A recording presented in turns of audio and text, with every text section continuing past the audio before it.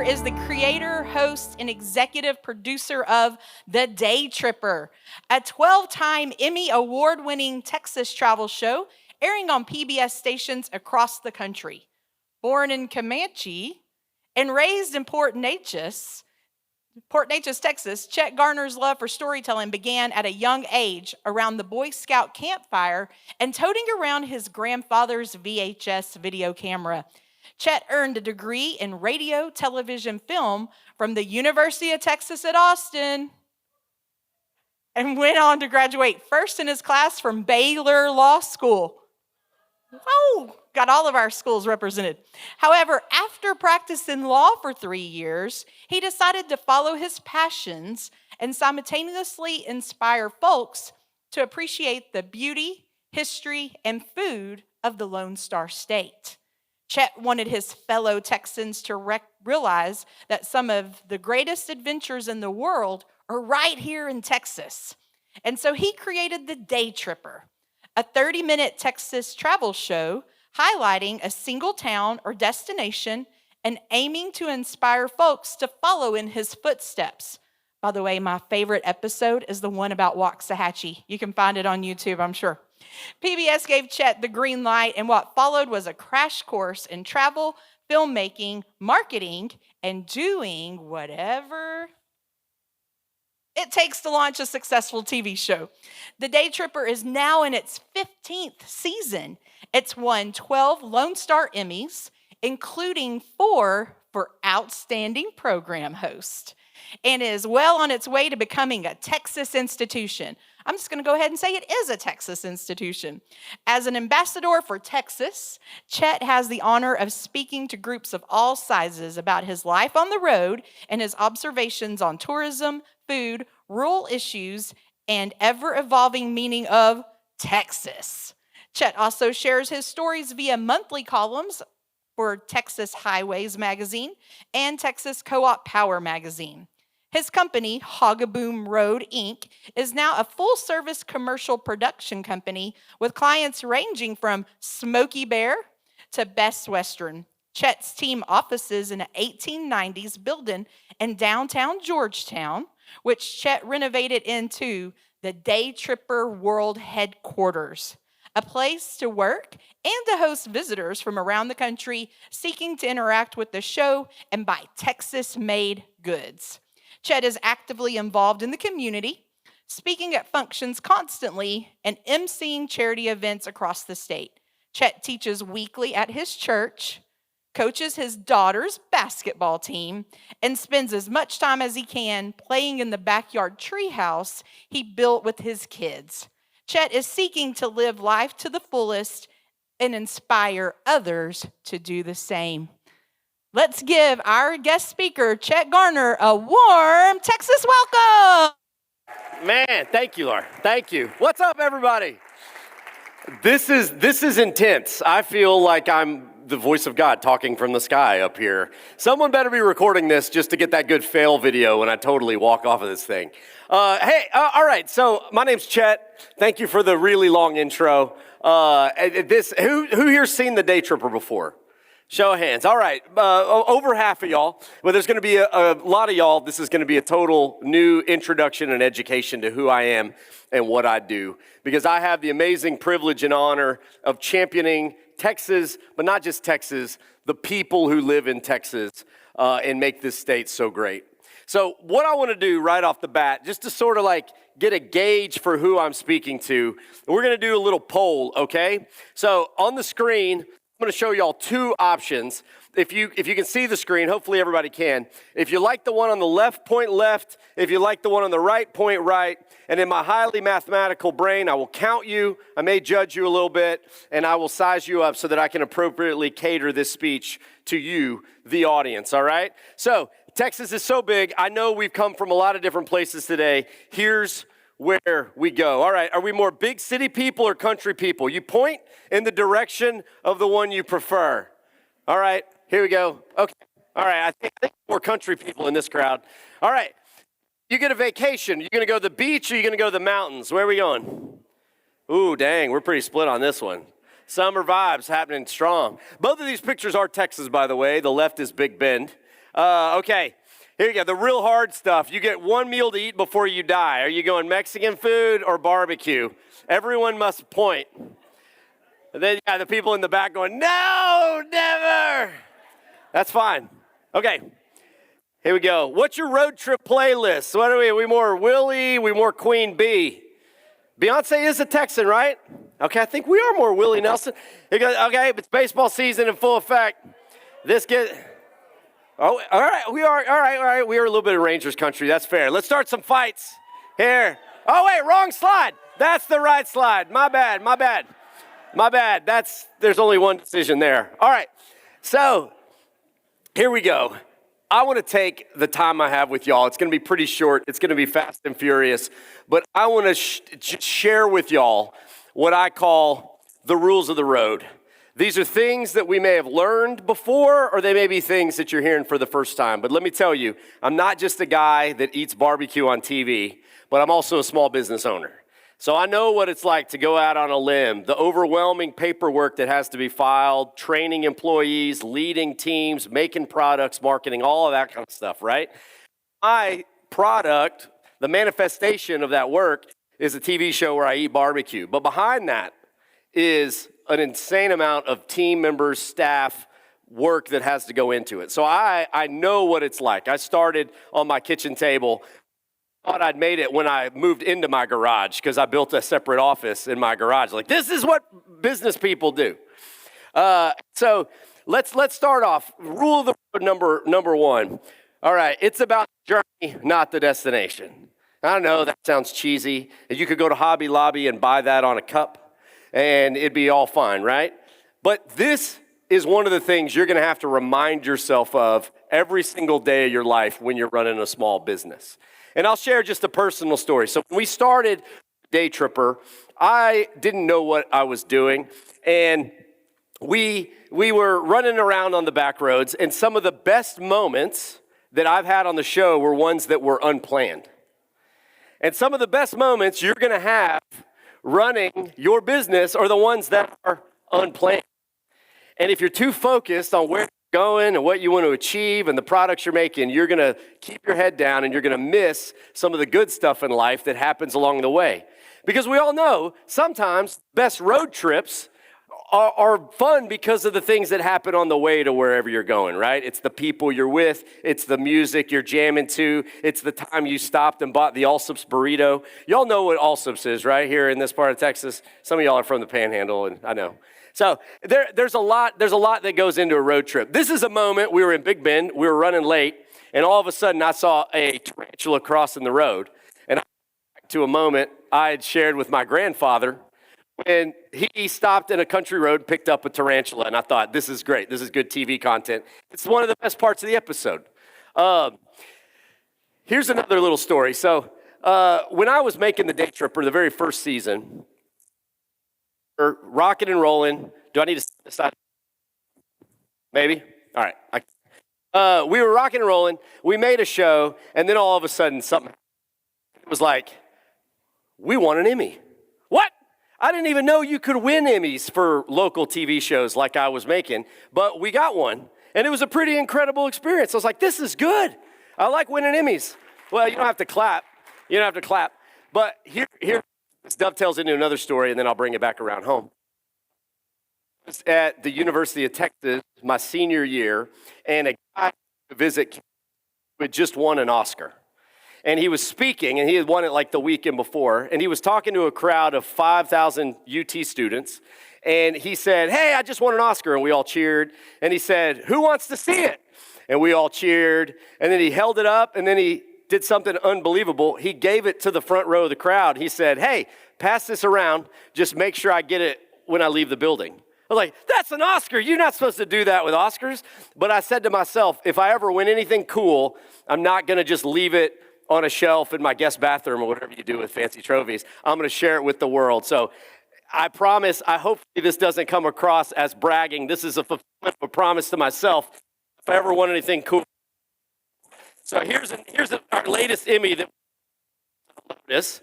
I'm going to pass it to the front row and just make sure I get it on the way out. Pass it around. Most people, have it. That's pretty fun. So thank y'all for letting me indulge myself. But here's what happened. We won an Emmy the first year. We won an Emmy the second year.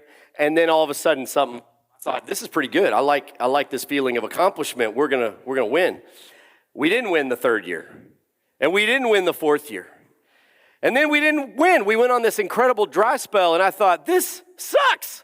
I thought you just got Emmys. I thought that's what you did.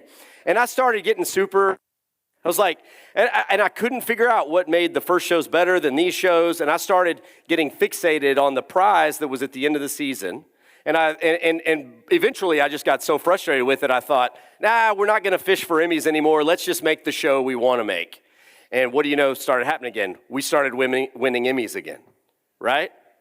Because I got back to the heart of why I was doing the thing. I got back to the journey and not the destination. And so a lot of y'all are setting off to build big companies. You want to get to $1 million in revenue. You want to win Business of the Year in your local Chamber of Commerce. Those are fine goals. But if you make it about the goal itself, then you're going to miss the point of the reason you got into the business to begin with, which was helping people or indulge your passions for whatever you're doing. All right, so it's about the journey, not the destination. It's true with road trips, just as much it's true in the businesses where we work. So road trip rule number 2, your passion are your road signs. And if you hadn't realized it yet, it's hard to run a small business. It's incredibly hard. And if you're doing something you're not passionate about, you're going to get burnt out really quick. Here's young Chet and business Chet.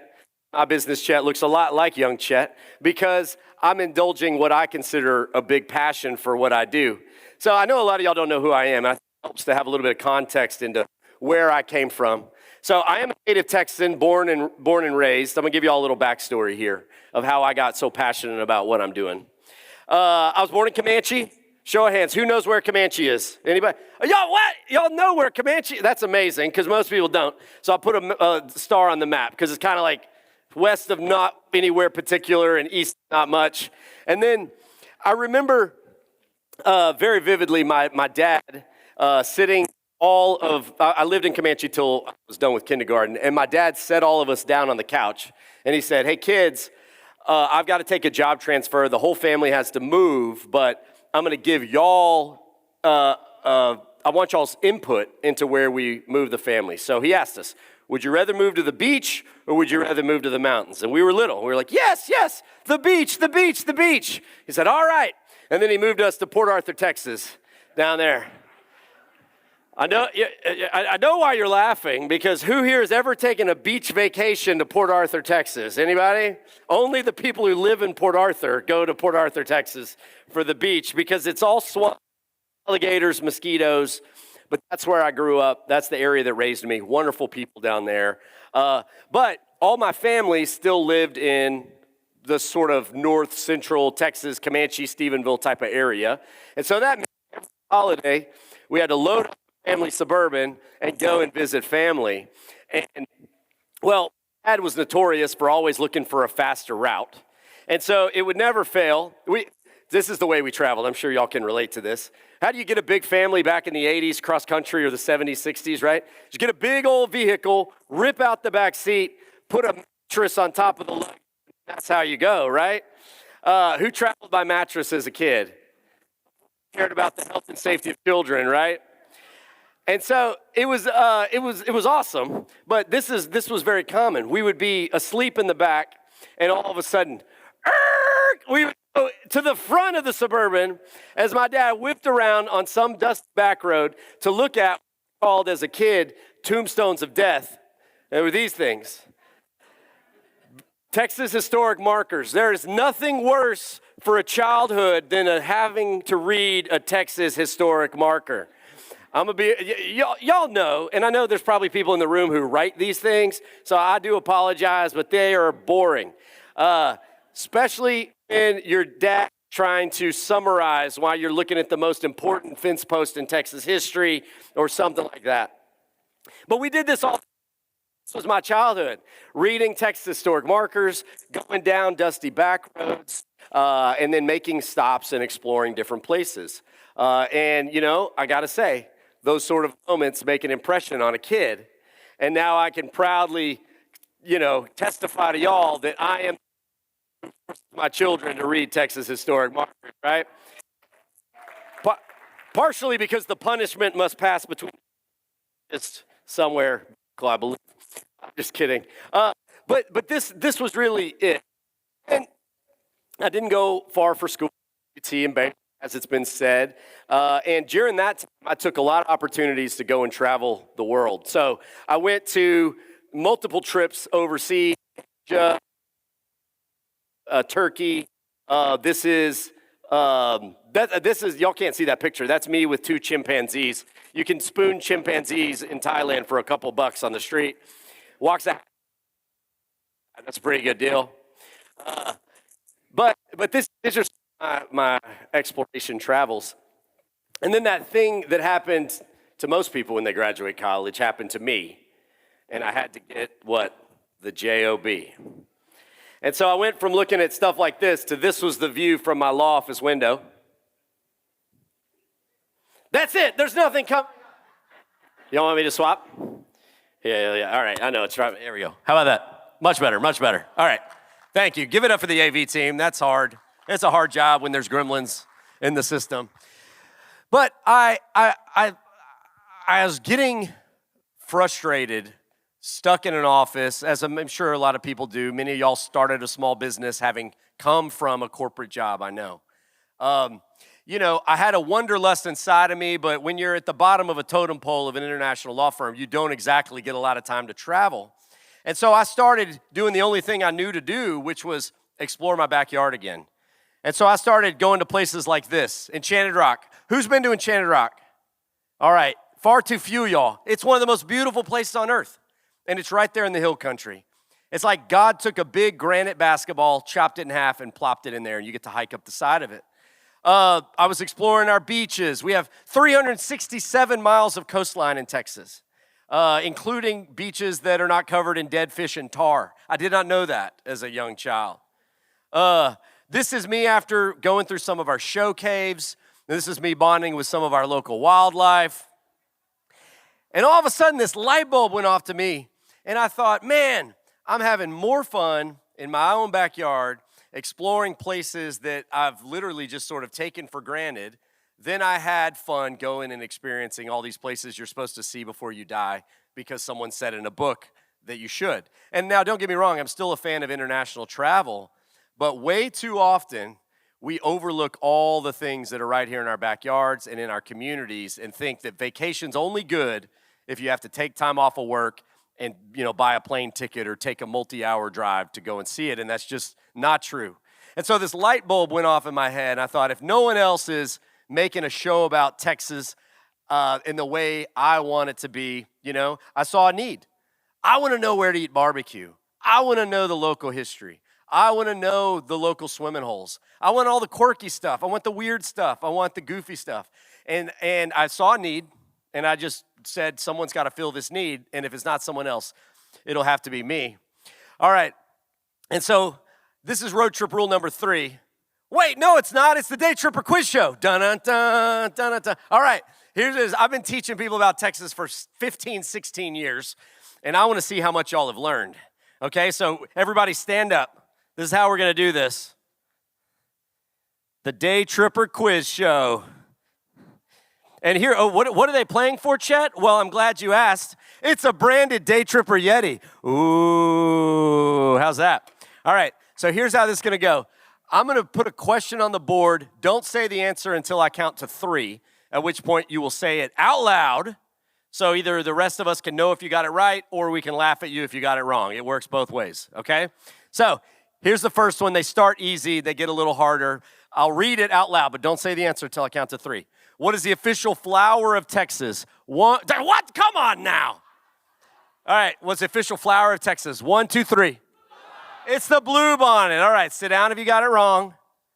Nobody. Oh, we have one. I'm sorry. That was actually just a test question, but if you don't know that, you've got no hope in the rest of the game. But you can choose. You can pick. All right, here we go. What's the official bird of Texas? I told you they start a little easy. Ready? 1, 2, 3. It's the mockingbird. All right. Sit down if you got it wrong. Here we go. We're whittling this crowd down. Here we go. How many flags have flown over Texas? What? You're so excited. Ready? 1, 2, 3. Six Flags of Texas. All right. What y'all think Six Flags was about? Six Flags? Roller coasters, pink things? Those are awesome. All right. Here we go. And, aha. All right. So if you're still standing, I need you to raise your right hand. Give yourself a pat on the back. You've made it to round 2, but that's not for a while. So now you can sit down. I'll call you to stand back up in just a second. All right. Here we go. Sometimes the right road isn't paved. You know, there's a lot of people, especially in small business, when things get rocky and the path gets bumpy, they think they're going down the wrong path, when that often is not the case. Because by definition, if you're going to do something new, there's no road to get to where you're going. And so sometimes the fact that you're not on a road is an indication you're actually going the right direction. And so let me just go through a little bit of how I wanted to start this TV show. There was one problem. I did have a degree in film, but starting a TV show, I have no idea what I'm doing. No clue. I was like, do I pitch it to people in Hollywood? Do I go to my local news stations? Do I, what do I do? And so I thought, thinking long and hard, YouTube wasn't an option then. It was just for cat videos, playing the piano and stuff like that. Those were good old days. Y'all remember those days? They were good days. All of a sudden it occurred to me, I had to find an alternative outlet. I didn't have money to really do anything, but I had an idea that I thought was a good idea. And so all of a sudden it occurred to me that PBS is always looking for local content. Now, there was no blueprint for how to actually sort of get a show that was successful on PBS. I didn't know anybody at the PBS headquarters nationally. But I pitched it to my local station. And I thought, you know what? I'm going to need to make a splash, right? I'm going to need to show people right off the bat that I'm showing folks that there's tourist things to do in places they've never expected them to be. And this is going to be, I want it to sort of shock them. I thought, so how about this? I'm going to pick a place that everyone hates, and I'm going to show them it's actually cool. And so what did I pick? I picked this one, Waco, Texas. Because at that point, this is the pre-shiplap era. Everyone dogged Waco, Texas, especially people in Austin, love to hate on Waco. But I, having gone to Baylor, knew there were all these hidden gems there, whether it was mountain biking or the zoo or Dr. Pepper or all great burgers. And so I made a show in Waco, pitched it to the station, and they said, I made it ridiculous because I was like, I gotta do something, make myself stand out from other shows. So I was like, I'll dress in costume and dance around, which this is me in athletic wear at a really greasy burger joint called Health Camp. Who's been to Health Camp before? It's solid. Why it's named Health Camp, the universe will never know, but it's wonderful. And so I dressed in like this exercise clothes and did aerobics with 2 burgers in my hand. I thought that's pretty ridiculous. At least to me, that's pretty ridiculous. Because I knew I needed to stand out straight from the beginning. And PBS loved it. And they said, make as many as you can. And I said, that's awesome. Where's my big bucket of cash? And they said, we're PBS. We don't give money away. We beg people for money. I was like, would you like to become a member? I was like, no, I don't. I just need y'all to pay for my show. I was like, dang it. I was like, what do I do? What do I do? This is a dead end. There's no road. There's no road sign. And I asked them, how do I do this? They said, well, you could go find some underwriters. That shouldn't be too hard. It's like, how do I do that? I got some advice, but they were like, there's really no path to do this. So I put together a deck, and I started calling businesses to advertise on the show. And I was like, at PBS, how much should I be able to get? And they said, well, you could find 5 people giving you $50,000. That shouldn't be too hard. I was like, that's great. I'll have $250,000 budget. That's amazing. And anyway, started planning my exit from the law firm. At this point, I was still working. So I would close my door, make cold calls. And you know what happens when you ask people for $50,000 for a show that doesn't exist yet? Y'all can probably imagine. And it was 2008, which is not the best year to be asking people for money. And so I dropped it to 10,000. Nobody was calling me back. Dropped it to 5,000. Nobody was calling me back. And then I thought, what's the least amount of money that I can make the show for, but it's the most amount of money I can ask for that a budget won't really notice it's gone. So I thought $2,000. And now Hollywood will say you need about $150,000 to $250,000 to make a single episode of anything, travel show, and that's on the low end. We made our first season of the Daytripper for $12,000, right? Because, yeah, you don't have to applaud, but that's just showing y'all we had to get real creative. We had to get real creative. We had a little bit of money to put some gas in the tank. We had a little bit of money to pay for barbecue, and we were living on this dream that we had. And I know a lot of y'all see dead ends because the funding's not there, or the margin's hard, or the tariffs are here, or whatever. These are not blocks that are telling you to stop. They're simply saying you're going to have to off-road a little while. Because sometimes the road to where we need to go isn't paved. And just because it isn't paved doesn't mean it's not the right road. So for those that aren't familiar, this is a preview, the intro for the first season of the Daytripper.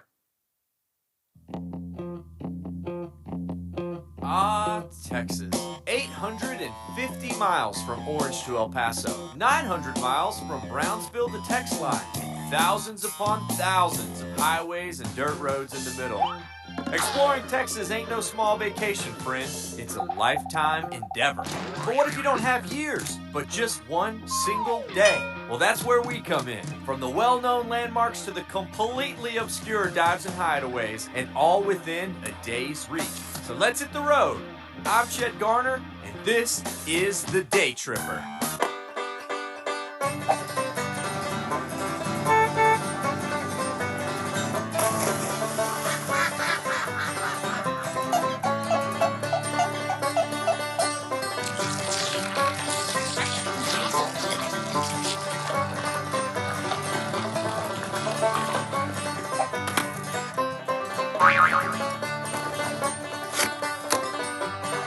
All right, there you go. So for those that don't know about the Daytripper, that's your introduction. I stuff a lot of things in my face.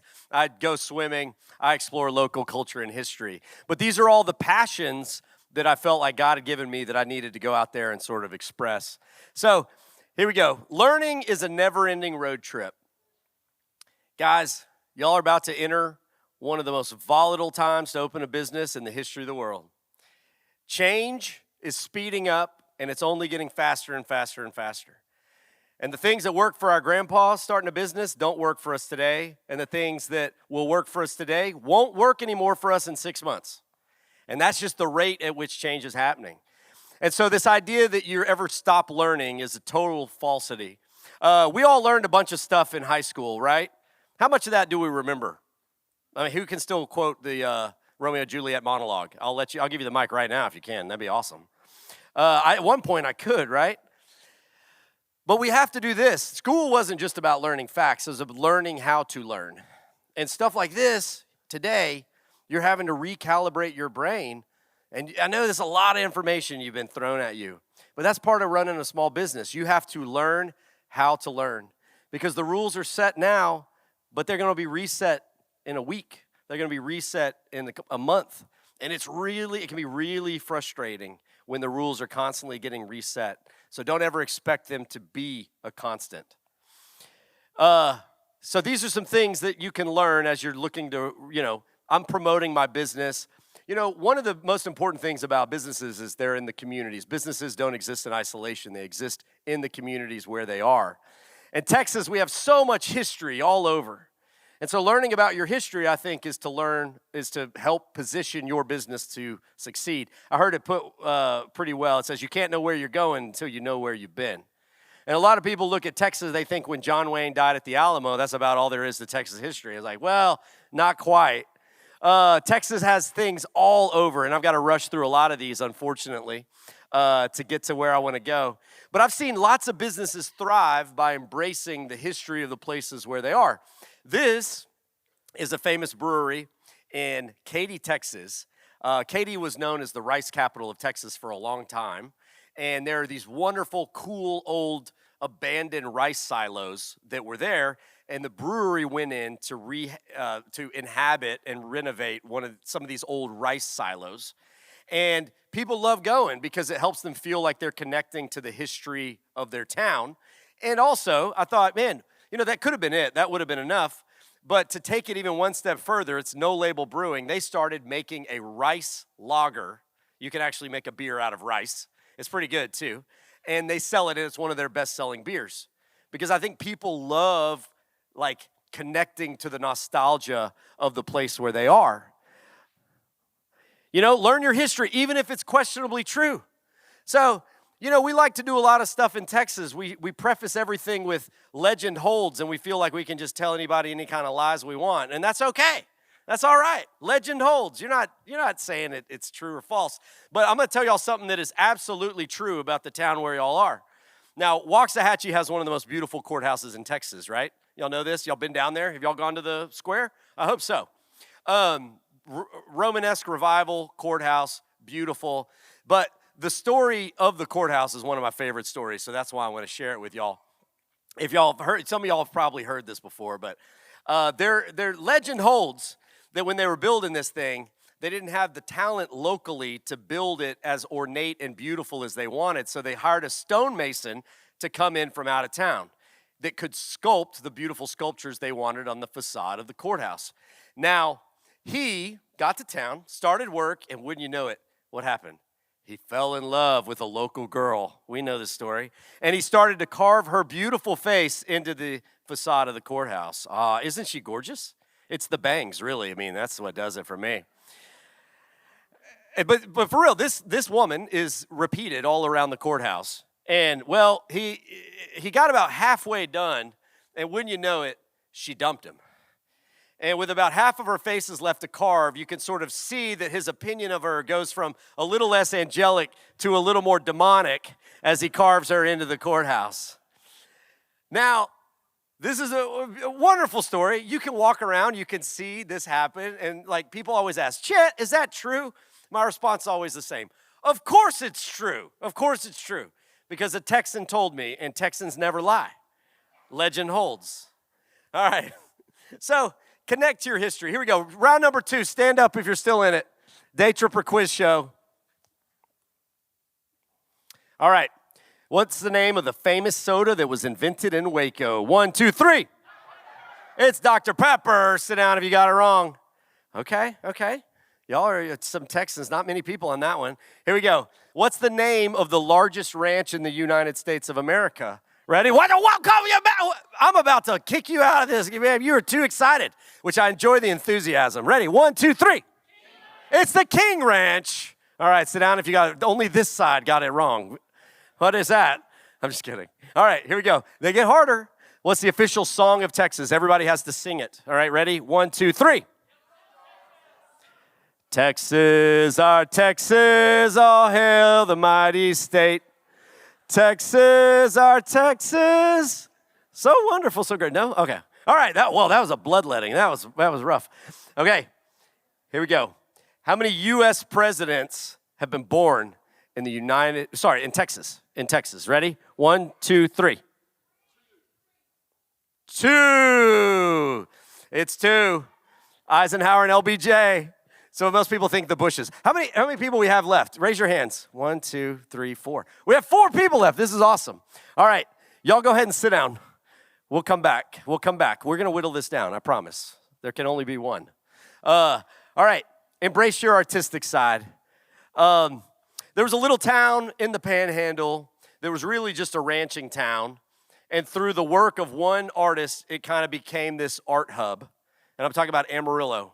Had nothing there, and then a guy decided to bury a bunch of Cadillacs face down in the sand, and suddenly it became a big art hub. And art is all over Amarillo. This is one of my favorite, the lost legs of King Ozymandias.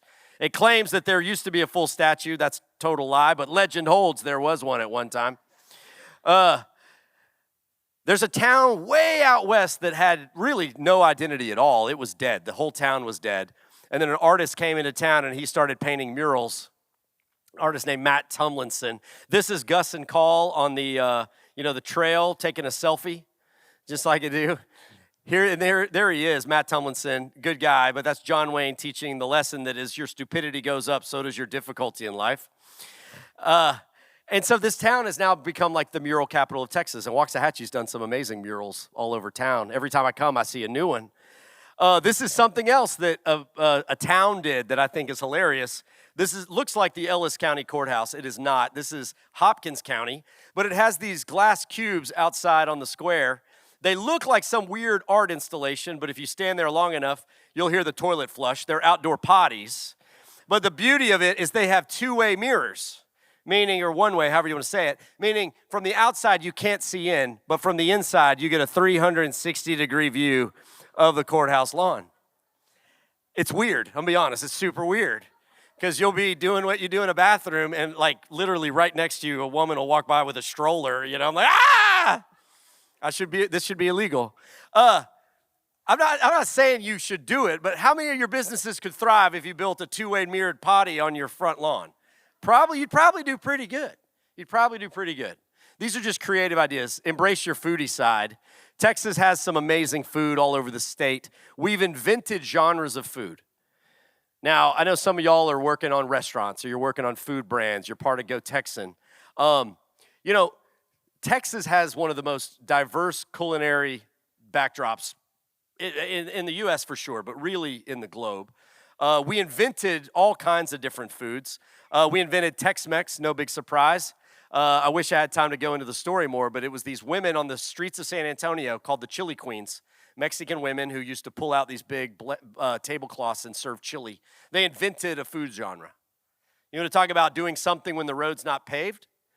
And so, guys, the doors are still open to invent genres of food. It's not, that thing is not closed. Those opportunities have not passed. I go all over Texas, and they have these unique specialty foods that you can't find anywhere else. This is Castroville, where they eat raw sausage on crackers, totally uncooked. It goes through the grinder and onto a saltine. It's called parisa. It's delicious. This is from the Valley, where I was down at the last authentic barbacoa restaurant in America, and he pulled out this full cow head, and he was like, Chet, you're lucky. Have you ever had an ojo? And I was like, oh, no, Mondo, I have not, and I don't think I want to eat it now. But he served me an eyeball. It was awful. It was terrible. I'm just going to say it. But it was an experience. And people go there for the experience. And what you're offering people is more than food. It's an experience. There's a town in East Texas that claims they're the home of the hamburger. Every small business there latches onto that history and offers a hamburger. Maybe it's similar to the first one. Maybe it's their idea of what the first one, or it's some inspired by the first one, right? So your communities all have things that they're famous for. Why not latch onto them? Make your name in there. Here's a really good story of a guy who seized an opportunity. So Route 66 cuts across the Panhandle. And there was this guy named Bobby Lee. He was a serial entrepreneur. He saw this opportunity. You had all these people in the 60s, and really Route 66 is much older than that. But they were traveling from Chicago to Los Angeles, and they got through the Texas Panhandle, and there wasn't a single Texan thing to do on that entire Panhandle. Nothing. He thought, man, these people are showing up, and they goes, hey, where are the cowboys? Like, you're in downtown Amarillo, like they live in the country. And they were all disappointed. And he thought, man, this is literally hundreds of thousands of people driving this road, and no one's serving them the experience that they want to see. And so he thought, I'm going to create the most Texan restaurant on the planet. Anybody know what I'm talking about? The Big Texan Steak Ranch, baby. Hey, who's been to the Big Texan? Yeah, right? I mean, they're all walking around in cowboy hats. There's dead stuff all over the walls. They're serving big old steaks, including this one, the free 72-ounce steak, right? But what's the catch? You have to eat it in an hour. I did not eat it in an hour. I failed miserably. But you want to talk about a brilliant marketing guru that saw an opportunity and seized an opportunity, right? This place is still, it is one of the most iconic steakhouses in Texas, and it was all because of an entrepreneur seeing an opportunity, seizing an opportunity. All right, stand back up. If you're still in it, I got 4 people and I only have 1 Yeti. All right, don't say it till I count to 3. What is the official dish of Texas?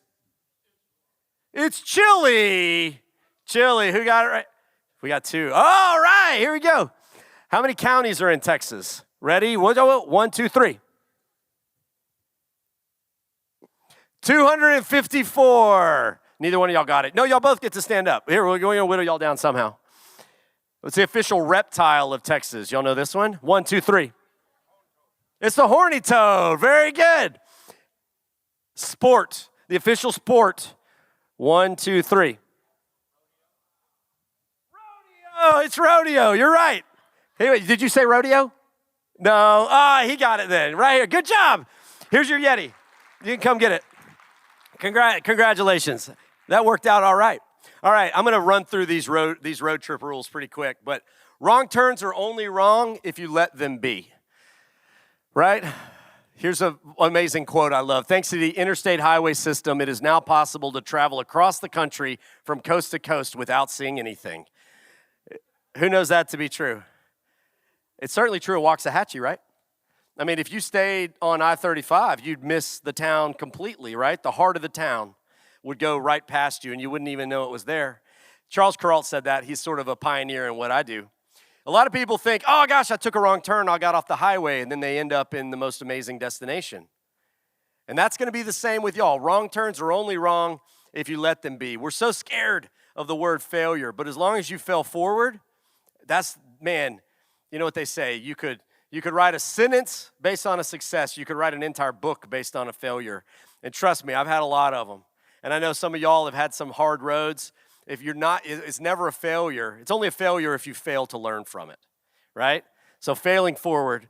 We've gotten so good at failing on the show, we started to put it in the show. Here's a really good moment of when I got to meet the Kilgore Rangerettes. And we were like, you know what? Let's celebrate it. Yes. It's very supportive, but you crank it also up. really want to give your best to this organization. So. Cool. Question is, can they teach you how to kick? What? I wasn't going to ask. I was going to be a gentleman about it. I don't know if they're stretched, Daniel. I don't know. You're like, we can kick on cue. All right. I'll back up. Give them some room. Oh, my gosh. That wasn't just a kick. That was an air split. Like you were like. Why don't you try? Come on, Chet. Okay. All right. I won't pass up an opportunity to kick with the Rangerettes. Well, I might need to stretch a little bit first. Oh. You're gonna step on 8, and you're like, you go up on 1. Okay. This is gonna be epic. Kicking with the Rangerettes. Yes. 5, 6, 7, 8, 1. Yeah, I need to warm up a little bit more. So we started to make, guys, failure's just part of the process. Falling on your face is just part of the process. It's how many times you get back up that matters, right? Road trip rule number 6, the people are more important than the trip. We've seen this many times on the road when we feature not just food places, but the families that make the food. These stories motivate people. I don't know what business y'all are in, but every business has people behind it. Don't neglect the people side of your businesses. There's a barbecue joint east of Austin that literally every weekend, Saturdays, that's the only day they're open, people line up for 4 hours to eat the barbecue. They spend the night in the parking lot the night before. Anybody ever been to Snow's Barbecue? All right. It's fun. It's awesome. 4 hours in line. Now, is the barbecue that much better than the other barbecue around? No, it's delicious. I really do love it. It's really good barbecue. But is it that much better? No. Why are people waiting in line that long? Miss Tootsie. That's right. At 89 years old, she's the pit boss of Snow's Barbecue. Netflix recently, in the last few years, did a special about her called Chef's Table. I commend it to everybody. It's amazing. But it gave her an international following because people identified with her. And so if you go into that line, nowadays, you're going to meet people from literally throw a dart in the globe that have traveled to Lexington, Texas to meet Miss Tootsie. The barbecue will never motivate someone to fly from New Zealand over here. Maybe if they're doing like a full barbecue road trip. But these are people who come over here to meet Miss Tootsie, first and foremost, because people connect. People stories connect. Oh, Coca-Cola recently gave her her own drone show in the sky for her birthday. Isn't that awesome? Miss Tootsie's a Texas treasure. She's wonderful. And here's the last point I want to leave y'all with. It has to do with storytelling. So when we think about storytelling, some of us think about, the greats, people on film, people like me. I'm a pretty obvious storyteller. But here's the truth. Now, don't. I am not comparing myself to Alfred Hitchcock. Now, But here's the truth. I want everybody to know, because we pigeonhole storytellers. It's whatever, pastors. It's grandpas. It's people on the news. But the truth is this: we're all storytellers. Some of us just don't know it. You guys walk around all day, every day, telling stories. And many of you have no idea that you're actually doing it. So this morning, you had to tell a spouse, maybe a family member, somebody, where are you going today? And it could have gone a couple ways. It could have been, I got this lame work thing they're making me do, I know a lot of y'all are here in your own volition, but maybe like, I got this thing, I'm going to lose a whole day of productivity in my office, but I hope it's worth it, I don't know. Okay, so what's that tell people? Maybe I'm not excited, I'm nervous, I'm anxious, which that's fine, the nervousness and anxious part, but what if you told a story anytime someone asked you about this the next time? Hey, what did you do at that, small business summit? It's like, man, it was awesome. I got to meet all these people from the state of Texas that are here to help our business thrive. I got to collaborate with all these other people who own small businesses. I really feel like we learned a lot. I'm going to go to another one, or you should go to another one of these things, right? That's a very optimistic story. I mean, a story we walk around saying all the time, hey, what you been up to? Oh, man, I've been busy. It's like, yeah, okay. Like, what does that even mean anymore? Versus saying, taking the positive angle and telling people a different story. Right now, I'm sure everybody in this room got asked the question, so tell me what you do. Is that a chance to just say a fact, or is it a chance to tell a story? It's a chance to tell a story. We walk around all day, every day doing this, and many of us are completely unaware of it. Every time you have a chance to talk about your business, you are a storyteller. And we're telling more stories nowadays than we've ever told in the history of the world.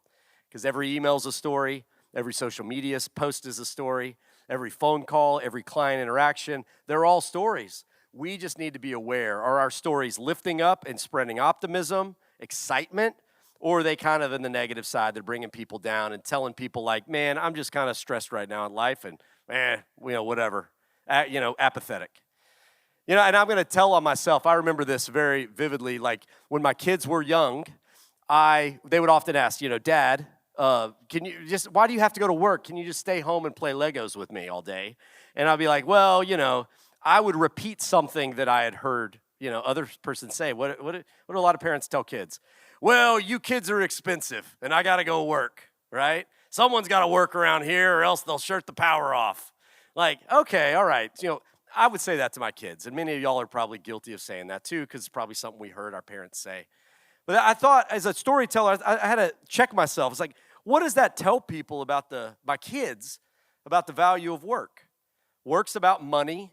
You leave the ones you love to go make money, because at the end of the day, money's important, and money makes the world go round, right?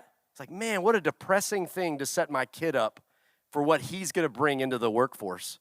And so I had to start to check myself. I was like, well, okay, what do I tell my kids now? And I was like, I'm going to tell them a better story. Dad, why can't you stay home and play Legos with me? My answer is this. Listen, man, I would love to stay home and play Legos with you. I have so much fun. But God has given me certain gifts, and it's my job to go out there and share them with the world. And someday you're going to have an opportunity to share your gifts with the world, and I can't wait to watch and see what that is. What does that now tell that son and my daughters about the value of work and the things that we do? We spend a lot of time building up our businesses, making products, selling things, doing business pitches. But what is it all for if not to offer your gifts, talents, and to serve other people, right? So yes, running a small business is a grind. We don't need to ignore that fact. But you need to start telling yourself the better story, which is the purpose and the why of what you're doing. Because sometimes it's not just about the stories we tell others, it's about the stories we tell ourselves too. So we're all storytellers. Some of us just don't know it. Every business has a story to tell. Make it authentic. And I summarized this. I said, a reckless commitment toward being yourself. Guys, y'all are running businesses that are unique, that only you can run. And you're running it in ways that only you would have ever thought of or that only you can do, right? And yes, we're all here to help each other. But at the end of the day, you're unique. Your business is unique. So don't try to sit there and look at other people like, man, yeah, I wish I was them or I wish I was them. No. You've been given a gift and being exactly who you are, running the businesses that you are. Here's another way I like to phrase it. Be yourself. Everyone else is already taken. All right, y'all. Thank y'all so much for allowing me to be on this stage. I really do appreciate it.